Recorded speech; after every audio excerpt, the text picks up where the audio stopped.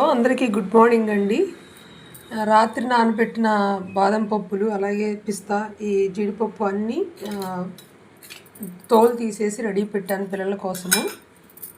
లేవంగానే కనుక ఇలా రోజు ఇస్తే వాళ్ళకి మంచి ప్రోటీన్ ఫైబరు అందుతుందండి.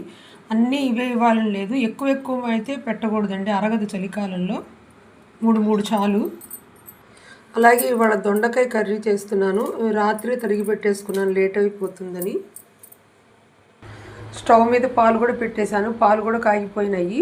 ఇవి దేవుడి కోసం తీసుకుంటా. ఇవాళ అమ్మవారికి ప్రసాదం చేస్తున్నానండి. అంటే నేను మార్గశిర గురువారాలు ప్రత్యేకంగా చేయట్లేదు, కానీ ఏదో ఒక ప్రసాదం చేసి అమ్మవారి శ్లోకాలు చదువుకుంటున్నాను. ఇవాళ చక్కెర పొంగల్ చేస్తాను. పాలు మటుకు ఊరికే నైవేద్యం పెడతాను. అలాగే అన్నం కూడా అయిపోయిందండి.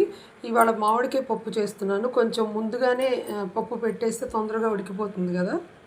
పప్పు బాక్స్లో పెట్టానండి నేను, అందుకోసం ప్రోటీన్ కోసం శనగలు గుగ్గిళ్ళు ఇలాంటివి చేస్తూ ఉంటాను.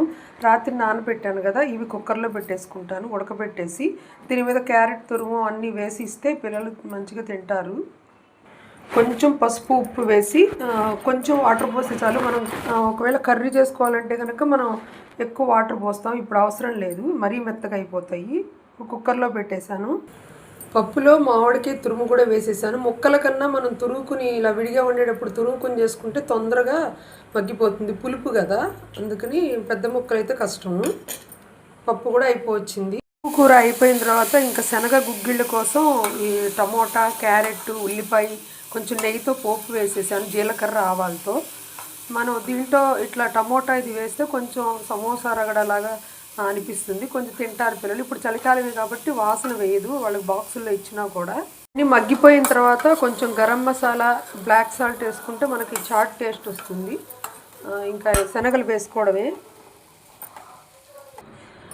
పిల్లలకి ప్రోటీన్ రిచ్ ఫుడ్ శనగలతో చాట్ రెడీ అయిపోయిందండి. ఇది బాక్స్లోకి ఇచ్చేస్తాను. దీనిలో ఫైబర్ కూడా ఉంటుంది, మనం కర్రీస్ అన్నీ వేసాం కాబట్టి అన్నీ అందుతాయి. అలాగే వంట కూడా అయిపోయింది. రైస్లోకి మామిడికాయ పప్పు, దొండకాయ కూర రెడీ అయిపోయింది. ఇంకా ఇవాళ పచ్చడి ఏదో ఒకటి వేసేస్తానండి, ఉసిరికాయ కానీ అట్లా.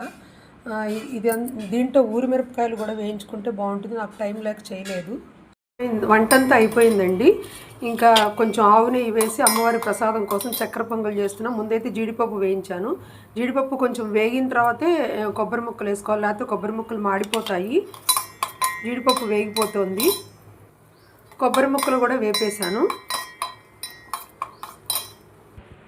ఈ చిన్న గ్లాస్తో 3వ వంతు పెసరపప్పు, మిగతా వంతు అంతా బియ్యం తీసుకుని, అంటే 3 వంతులు బియ్యం 1 వంతు పెసరపప్పు తీసుకుని కడుక్కోవాలి.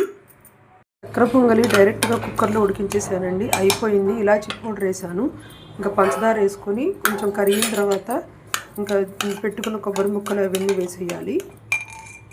చక్కెర పొంగలి కూడా రెడీ అయిపోయింది. ఇంకా పూజ చేసుకున్న నైవేద్యం పెట్టడమే.